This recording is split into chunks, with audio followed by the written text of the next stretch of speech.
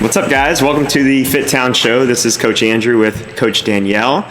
So whenever you hear Coach Danielle's back, you know we're talking nutrition. So today's podcast, we're going to be talking about, is everything in moderation the worst nutrition advice ever? And kind of our clickbait title here. We just want to talk about the concept of everything in moderation, talk about when you can use it to really be a positive thing for you, and where probably more often than not, we feel like people use it as a negative thing, and how can we kind of create a foundation of really good nutrition habits so that way when we do have stuff in moderation, it fits and it works with our plan. So Danielle, what's the first thing that comes to mind for you when you think about everything in moderation? Well, I know that we have some issues with the term, but I do think it started off very innocent as a way to, allow yourself to not be too restrictive. So I see the good intentions behind it. That's definitely where it started. And we have just since evolved that as our way to beg for forgiveness in our diet now.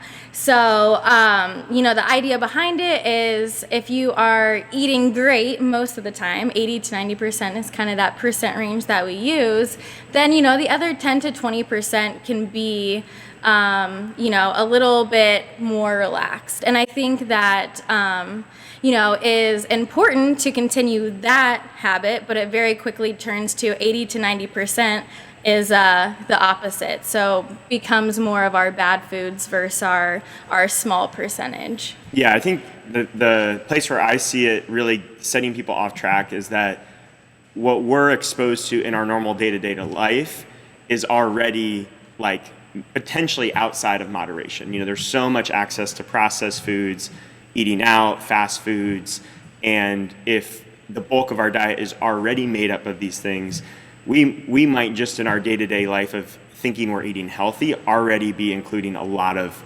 moderation and a lot of kind of like exceptions. And then when we intentionally say, oh, I'm going to have this thing because, kind of like YOLO, everything in moderation, then we've already kind of, gone over or gone off track to the point that it's really hard for us to recover and feel good and reach our goals. Yeah, that 10 to 20% of relaxed food can very quickly become 30% and 40 and 50 and 60.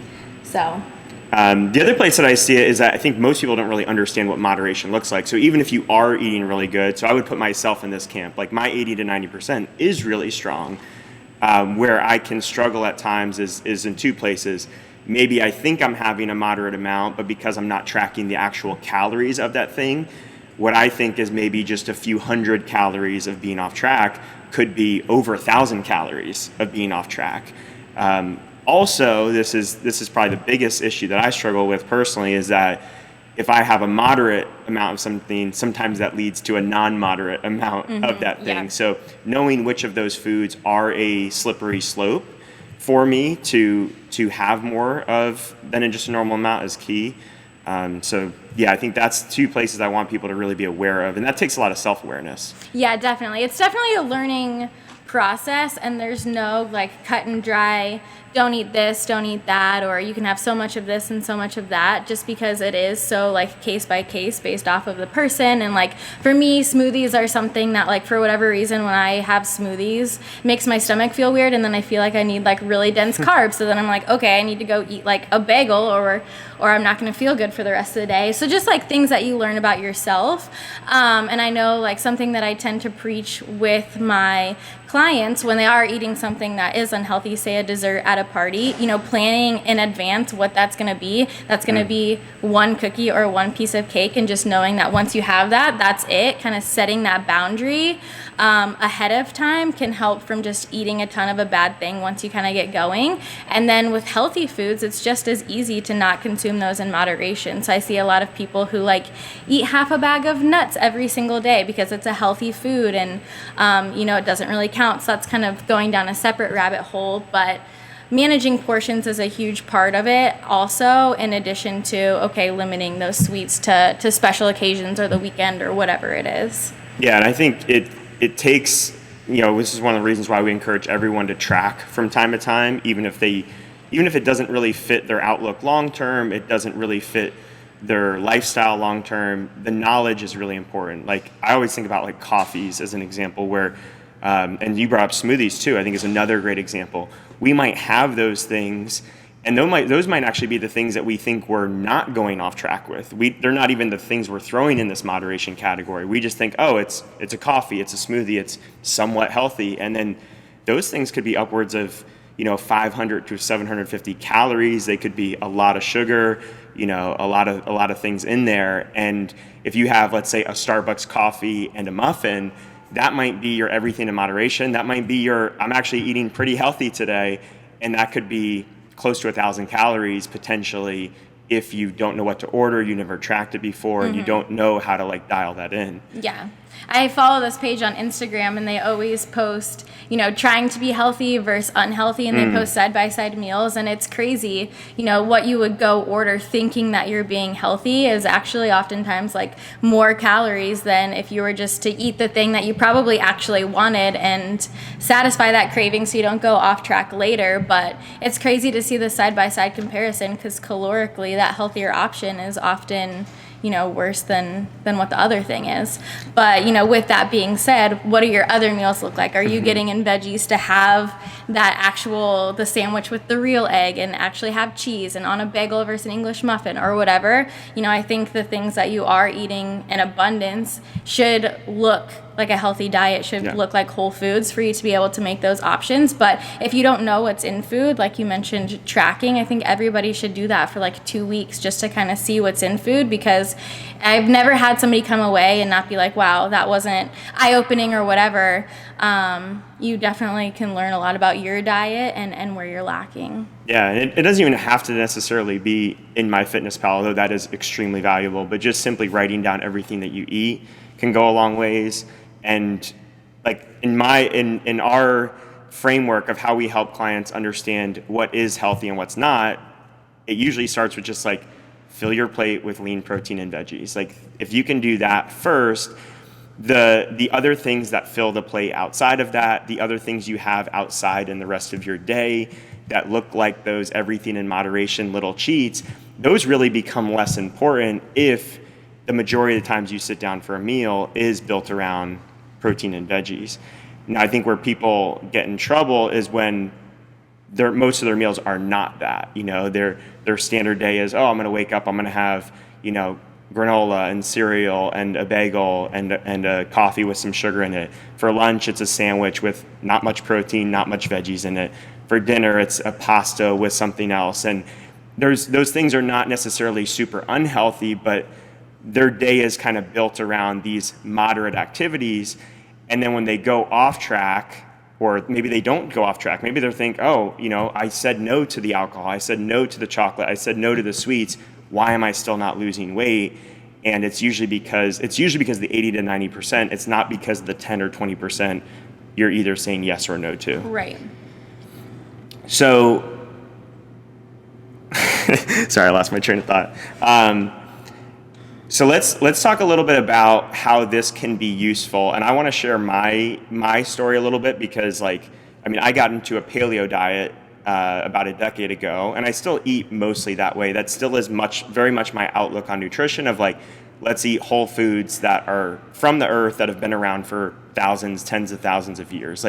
That's how I try to make up the majority of my diet, built around lean protein and veggies, and that has also led me to be overly restrictive at times. And that has led me, actually at first I saw such good results with a paleo diet, not just in weight loss and body changes, but in terms of how I felt, energy-wise, mentally, that I really resented the phrase everything in moderation, because I'm what most people see as moderation, if you look at the food pyramid, if in the 90s and early 2000s, the bottom of that food pyramid was grains. It was processed grains, basically. It was breads, it was cereals, it was pastas. They're saying eat 10 plus servings of this a day. And then dairy was a big part of it as well. And we're not telling you not to eat those things unless you have a specific gluten allergy or dairy allergy, but thinking that is the foundation as opposed to vegetables and lean proteins being the foundation, I think is a big switch in people's minds. But I think once you start to make that switch, you start to eat more protein, more veggies, more fruits, nuts and seeds, stuff that looks like the perimeter of the grocery store, stuff that looks like real food. That's where I think people can start to be okay with this concept of moderation. And that moderation can be like, it can be the thing you really want. It could be like the donut, the cupcake, the slice of cake, the alcohol. It could be whatever it is. It doesn't have to look like the organic gummy bears or whatever, like the thing that you're hedging with a little bit. It can be the exact thing that you really want, because oftentimes we try to say, oh, well, I'm going to have this gluten-free thing I know it's not like veggies, it's not protein, it's a cookie or something. You don't really enjoy it. And then you eat an unmoderate amount of this healthier thing, trying to satisfy this craving instead of just having the thing you really wanted. Right, yeah. I encourage people to just eat what they actually want. It doesn't have to be organic half the time. People do often think that gluten-free means healthy, when really oftentimes like the ingredients are worse, it's more calorically dense, it definitely doesn't taste as good. So eating the thing, finding a way to kind of reach that point of satiety is what's going to keep you from going off track. And so that's usually a little something after dinner or something on the weekends. But if you can find that point, even if it means eating one thing that's a little less healthy than the rest of your day, just making yourself feel satisfied is how you're going to avoid that binge cycle, which we see on the weekends when people are trying to be 100% Monday through Friday so that they can be 2% on the weekends. If you can really just kind of find your groove, what makes you happy, but still fill your day with that healthy stuff, through breakfast and lunch and dinner, then that's the way that you can really keep this going long term. Yeah. So Danielle, with your clients, where do you see their 80 to 90% area of improvement? Like, where's the biggest low-hanging fruit for improvement in that 80 to 90% so they can have the thing they really want? Because I do feel like very much we kind of earn our way to this idea of everything in moderation. We earn our way to it by having a really good, solid 80% foundation. So where are the places that you see where someone thinks they're eating really, really well, and they think, oh, I'm doing so well, and I've cut the 10 to 20% out. I'm not eating everything in moderation, but they're still not seeing results. Where are the things that they're not doing or that they are doing that they could probably modify in that 80% to be able to have more slack in the system for the moderation? Yeah, I think I see a lot of people cooking with a ton of oils that isn't really adding a lot to their meal. I would say that's a big place that can easily take away hundreds of calories that you're consuming. If you're, cooking veggies and lean protein, that's great and that's awesome, and you're getting all those nutrients, you're getting the protein that you need. But if you're cooking it with a bunch of oil, then you're just adding a ton of calories to that healthy meal, which we need fats to function, obviously. But, that's going to be a really sneaky place where those calories can start to add up, and it's not making you feel more full or anything like that. So it's not really adding a lot of value to your day or helping you in any other way besides that. So that would be something that I kind of ask about early on to see, what people are cooking with. And then I really try and add stuff to people's plate versus saying, okay, we have to take this way, this way, this way.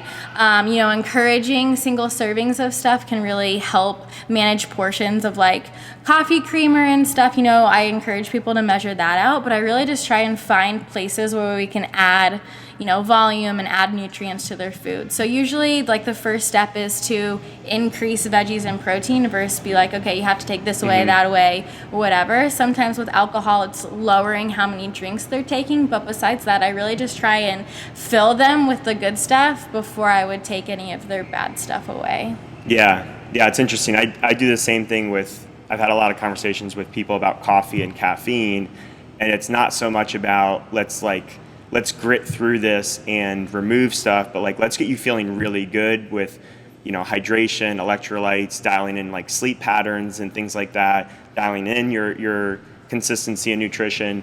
And as you feel good, you'll naturally start to shrink the coffee down. And maybe we set an intention of hey, could we go from 3 cups a day to 2? But we're not saying you got to be at 2 next week. You got to be at 1 next week. You got to remove it all together. And I think that's the best approach when you feel hold to this idea, to this better habit, versus feeling like you have to like push yourself and will yourself to like get rid of, what are the things that you find people push out when they start to eat more like the protein and veggies? I think that just leaves less room for the stuff after a meal. Like leaving people full at the dinner table with the healthy meal that they intended is going to prevent them from going to the pantry and maybe falling off track. So just gives them that sense of fullness where they are like, oh, hey, that actually filled me up. And, making sure that they have a well-rounded meal and they're getting in their carbs there instead of avoiding carbs at dinner, which I see a lot of the time, like super low carb dinners. If you're eating carbs at dinner and you're having that fullness and again, satiety, then it's going to prevent you from going to the pantry after because you're still hungry, you didn't have a balanced meal, or whatever. Yeah, that's good. So we touched on it a little bit of having the thing you really want versus starting to say, oh, I'm going to go with the healthier choice and then eating a lot of that.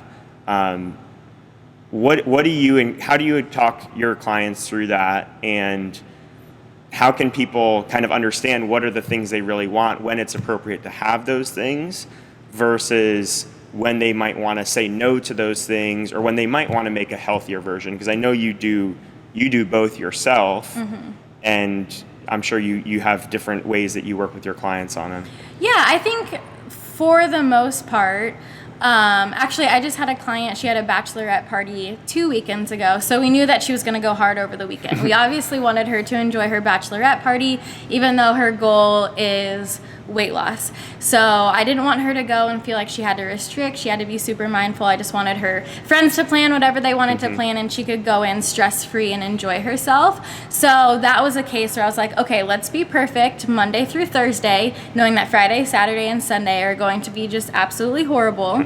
So let's really nail in these next, 4 days or whatever. Same thing kind of this week. It's Memorial Day weekend. People knew that they were going out on the boat or whatever. So when you know that you're having a crazy weekend and you want to let yourself relax, I think that's great to have those moments, because again, being too restrictive is going to have a negative effect in the long term. When you know you have that stuff coming, you can kind of plan for it a little bit better. So maybe instead of, you do that Tuesday date night where you and your wife go out and eat, something less than ideal or whatever, less healthy than what you would eat at home, maybe you skip that on Tuesday because you know that you're going to go out Saturday and Sunday. Those are instances where I'm like, okay, let's dial it back. Let's be good this week. We're going to have a couple crazy days.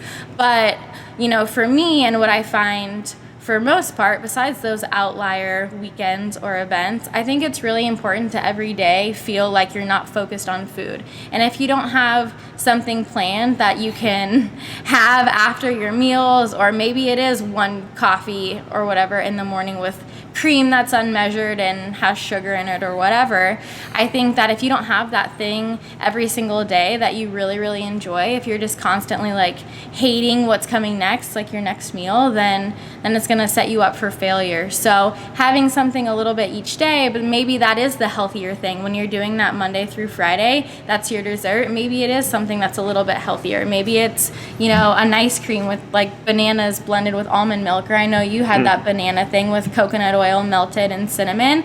Maybe that looks a little bit healthier so that you still have some flexibility on the weekends, but at what point is that thing becoming more and more unhealthy? Are we doing that every single day, or are we pretty much sticking to our calorie goal? And again, I think that's like one of the perks of tracking is that you can make sure that you're not consuming 800 calories with your healthy dessert at night if you are measuring stuff, and at least seeing where you're at calorically to be in a good spot to have the cake at a party on the weekend.